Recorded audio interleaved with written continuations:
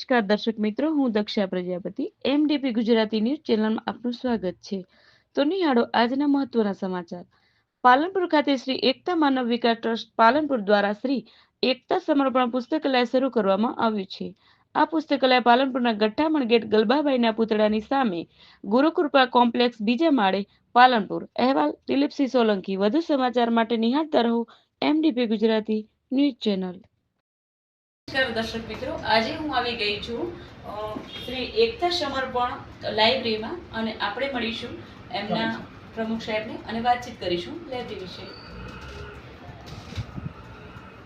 Shri Ekta Manav Vikas trust Palanpur દ્વારા શ્રી એકતા સમર્પણ પુસ્તકાલય અહીંયા પાલનપુર મુકામે અમારા સામાજિક બારોટ સમાજના તરફથી એ ખુલ્લી મૂકવામાં આવેલું છે અને એમાં અમારા બારોટ સમાજના જે પણ વિદ્યાર્થી ભાઈઓ અને બહેનોને વધુમાં વધુ અભ્યાસમાં રુચિ થાય, એમને આધુનિક સગવડો પૂરી પડે એટલે અમારી એકતા ટીમ તરફથી ખૂબ જ પ્રયત્નો કરી અને આ ભગીરથ કાર્ય અમે પૂર્ણ કરીએ છીએ.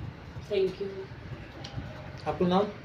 મારું નામ અમૃતલાલ કચરાભાઈ જાદવ, પાલનપુર. હું હાલમાં પાલનપુર રહું છું. એકતા લાઇબ્રેરીમાં જે આપણે આવી ગયા છીએ તો આપણે સ્ટુડન્ટોને અમે અભિપ્રાય પૂછીશું અને વાતચીત કરીશું.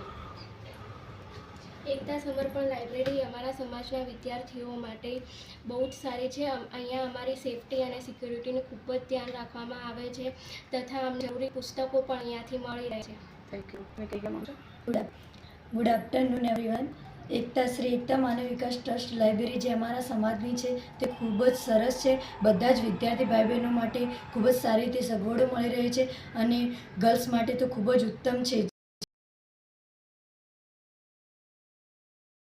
વિકાસ ટ્રસ્ટ લાઇબ્રેરી જે બધા જ ભાઈ બહેનો માટે ખૂબ જ સારી છે અને ગર્લ્સ માટે તો ખૂબ જ સરસ અને ઉત્તમ છે, જેમાં બધી જ સગવડો મળી રહે છે, એમને બધી જ પુસ્તકો મળી રહે છે અને અમારી સેફટી પણ સાચવવામાં આવે છે.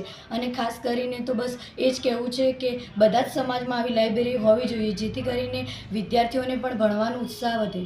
Thank you. Thank you. Mudetiya Manisha Jaswantbhai. ક્યાંથી આવો? સાગરોસણા, પાલનપુર.